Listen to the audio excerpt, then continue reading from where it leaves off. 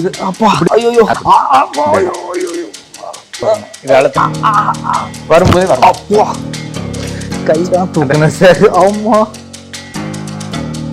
வர்மம் அப்படிங்கிறது என்னன்னா, முதல்ல வந்து வர்ம அடிமுறை அப்படின்னு இருந்துச்சு. இது போர்க்கலை, அதாவது தொழில் தமிழர்களுடைய போர்க்கலை தான் அடிமுறை. அந்த அடிமுறையில வர்ம பிரிவுன்னு ஒண்ணு இருக்கு. அது கடைசியா கற்றுக் கொடுப்பாங்க. போர்க்கலையில வந்து கைப்போர் முறை, ஆயுத பெருக்கம் அப்படின்னு சொல்லிட்டு உங்களுக்கு மல்யுத்தம், குஸ்தி நிறைய இருக்கு. இதுல வந்து கடைசியா கற்றுக் கொடுக்கறது தான் வந்து வர்ம பாடம். அது வந்து வர்ம கலைன்னு சொல்லிட்டு வர்மத்தை பயன்படுத்தி எதிராளியை வீழ்த்துறது, இல்லது அவனை வந்து செயலிழக்க செய்யறது தானே இதான். இது வர்மத்துல இருந்து மருத்துவ வர்மமும் இருக்கு, தற்காப்பு வர்மமும் இருக்கு. நமக்கு எப்படி தேவையோ அதை நம்ம பயன்படுத்திக்குவோம். படங்கள்ல பாத்தீங்கன்னா தற்காப்பு வர்மமா தான் இருக்கு, மருத்துவ வர்மம் மாதிரி நாங்க பார்க்கல. அதாவது அந்த விரல்லாம் எப்படி சார், எந்த மாதிரி?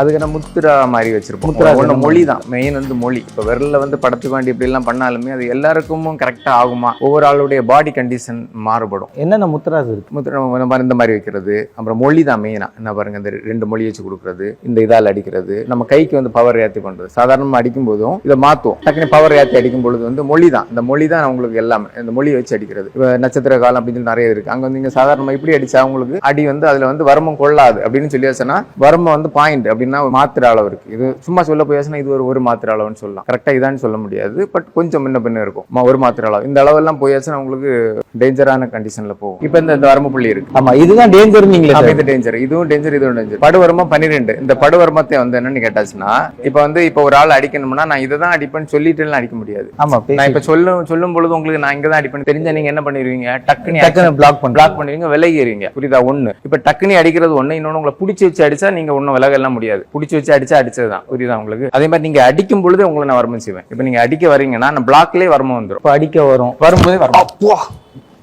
கைதான் தூக்கணும் சார். ஆமா, அந்த பிளாக்லயே நம்ம இது வந்து நேர் வர்மம்னு சொல்லிட்டு இப்ப லைட்டா தான் கொடுத்தேன். இதுவே லைட்டா சார்? லைட்டா கொடுத்தாலே வந்து உங்களுக்கு, இன்னும் நான் ஃபாஸ்டா கொடுத்தா நீங்க விழுந்துருவீங்க, பறந்துருப்பேன் கேமராமேனோட. அந்த மாதிரி இருக்கும். இது வந்து நேர் வர்மம். இல்ல வர்மத்துல வந்து கேட்டா முதல்ல தட்டு வர்மம் இருக்கு, சுண்டு வர்மம் இருக்கு. சுண்டுறது ஒண்ணும் இல்ல, உங்க சுண்டுறது தான் லைட்டா அப்படி தட்டுறது. நீங்க லைட்டா தட்டுங்க, ஒண்ணும் இல்ல எப்படி இருக்கீங்க அப்படின்னு சொல்லியாச்சுன்னா, இப்ப இந்த இடத்துல ஒரு இந்த இடம் இருக்கு. இதுல வந்து உங்களுக்கு ஒரு ஆள் நம்ம கையில பிடிச்சாச்சுன்னா விடுன்னு சொன்னா விடாம இருந்தா இந்த இடத்துல நீங்க கொட்டுனாலே இது ஒரு வர்ம புள்ளி. ஐயோ, இந்த மாதிரி இந்தியா சார். ஆமா, இந்த இடம் அந்த மாதிரி இருக்கு. இப்போ நீங்க சொன்ன இந்த பிரஷர் பாயிண்ட் மாதிரி வேற என்ன பிரஷர் பாயிண்ட்? இது ஒரு இந்த பாருங்க, இது இல்ல அந்த பக்கம்லாம் வேணாம் சார், அதெல்லாம் டேஞ்சர் பாயிண்ட். நமக்கு இங்க இதெல்லாம் பிச்சு எறியற மாதிரி இல்ல சொல்லியாச்சுனாங்க பாருங்க. இந்த இடத்துல இதெல்லாம் ஒரு ஆளை பிடிக்கிறோம் அப்படின்னா வானா வர மாட்டான். ஆனா இந்த இதுல ஒரு பாயிண்ட் இருக்கு, இது அப்பா பிடிச்சாலே வருவான். ஐயோ, இதெல்லாம் சாதாரணமா உள்ளது. அத இந்த இடம் இருக்குன்னா இங்க பிடிச்சா வராது. இங்க பாருங்க, இந்த இடத்துல இப்போ அந்த வர்மத்துல இப்போ வேற ஒரு பிரஷர் பாயிண்ட்ல வந்து நீங்க சொல்லி கொடுக்கணும். எங்க சொல்லி அதே மாதிரி செஸ்ட்ல இந்த இடத்துல ஒரு வார் பாயிண்ட் இருக்கு. இந்த இடத்துல உள்ள கொடுத்து இங்க பிடிக்கும். இந்த என்ன இருக்குங்க பாருங்க,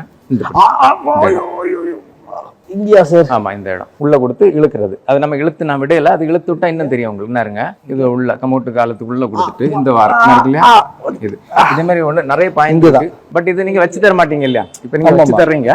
பட் அப்ப வந்து உங்களுக்கு வர்மம் தெரிஞ்சும் அந்த வர்ம அடிமுறை சுவடுகள் எல்லாம் தெரியாம இருந்தா நீங்க அவ்வளவு ஈஸியா பண்ண முடியாது. ஓகே, இப்ப தடுக்கவும் தெரியணும், கூடவே வர்மமும் செய்யணும். அது செய்தாதான் அது தெரிஞ்சாதான் நீங்க பண்ண முடியும். மயக்க நிலையில இருப்பாங்க. இப்ப அந்த அடங்கல் அப்படின்னு இருக்கு. இப்ப அடங்கல்னா இல்ல கவளிகால் அடங்கல்னு ஒண்ணு இருக்கு. இந்த இடத்துல அடங்கல், இது ஒரு வர்மம் தான். ஆனா அந்த அடங்கலை வந்து நீங்க என்ன இப்ப மயங்கி விழுந்துட்டீங்கன்னா அந்த இடத்துல இப்ப நம்ம தொடர்ந்து ஒரு அடங்கல் தொடர்ந்து அழுத்திட்டே இருந்தா மயங்கிடுவாங்க. எழும் பண்ணோம்னா அதுக்கு வந்து நம்ம இது வேற மாதிரி கொடுக்கணும், வேற மாதிரி அதே இடத்துல. ஆமா, இது அடங்கல் கொடுக்கறது. அடங்கல்னா அடிப்பட்டவங்களுக்கு கவளிகால் அடங்கல். இது அப்படி நிறைய அடங்கல் இருக்கு. அந்த அடங்கலை கொடுத்து இப்ப ஒரு ஆள் அடிப்பட்டா எங்க அடிபட்டு நமக்கு தெரியலன்னு வச்சுக்கோமே, நம்ம முதல்ல இருந்தே ஒவ்வொரு அடங்கல் கொடுத்து வரும்போது ஒரு அடங்கல் எழும்பிடுவாங்க. அது மாதிரி இதுவும் ஒரு முக்கியமான அடங்கல். இந்த இடத்துல பாப்பூட்டு அடங்கல்னு சொல்லிட்டு இந்த இடத்துல உங்களுக்கு கை வச்சாலே தெரியும். தெரியுதா? இந்த இடம் வந்து இப்போ ஒரு ஆள் அடிபட்டுக்கள் விழுந்திருக்காங்க, இல்லது மயங்கி இருக்காங்க. நம்ம தண்ணி கொடுக்குற மாதிரியே இந்த 2 எலும்பு ஜா எலும்பு இருக்கு இல்லையா, இந்த ஜாயின்ல கை வச்சு அழுத்தினாலே இருக்கு இல்லையா. இப்போ ஒரு ஆள் வா துறக்காம வா பூட்டினாலும் இது வா பூட்டு வரணும், இது அழுத்தினாலே எழும்பிடுவோம். இந்த இடத்துல ஒரு குத்துனாலே இது ஒரு அடங்கல் தான். அது ஒண்ணும் இல்லை, ஒரு சின்ன ஒரு ஷாக் கொடுக்கும். ஷாக்கு தான். அகதாரை புறதாரைன்னு இருக்கு. இப்போ இந்த இடத்துல இருந்து உங்களுக்கு மைக் இருக்கு, இதுல இருந்து எப்படி தடவணும். இது புறதாரைன்னா இந்த இடத்துல இருந்து பின்னாடில இருந்து இப்படி இந்த கை நேர இப்படி இங்க வர தொப்புள் வரைக்கும் நீங்க தடவணும். இது ஒரு இலக்கு முறை. ஓகே, அதுக்கடுத்து அவன் நிமித்து மேல பார்த்துட்டு இது தட்டுறது. ஓகே, இதுதான் இலக்கு முறை. இப்ப நம்ம ஒன்னொன்னா செய்யும் பொழுது அவன் எழும்பிடுவான் ஒண்ணுல. அதுக்கு அடுத்தது மாஸ்டர் கீனி ஒண்ணு இருக்கு, அதை நம்ம செய்யும் பொழுது மேக்சிமம் அதுல எழும்ப இருக்கு. அதுக்கு அடுத்தது இதை வச்சுங்க பாருங்க, புறங்காலன்னா இந்த இடம் என்ன இருக்கு இல்லையா, இப்படி மடக்கி அடிக்கணும்.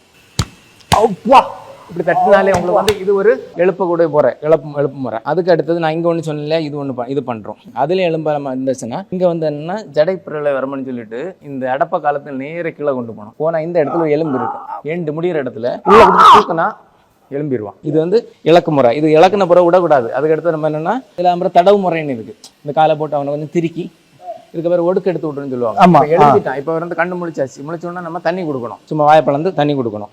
இந்த மாதிரி பண்ணணும். இதில் இலக்கு முறை வந்து நிறைய இருக்கு. அது மாதிரி இங்கேருந்து இந்த இடம் இந்த இருக்க செவி குத்தி காலம் இப்படி அது கொடுத்து மேலே தூக்கணும். இதெல்லாம் ஒவ்வொரு முறை ஒன்றொன்னா ட்ரை பண்ணணும். ஏன்னா நமக்கு தெரியாது இப்போ எப்படி அடிபட்டு விழுந்திருக்கான்னு தெரியாது. இதிலே எழும்பிடுவோம்.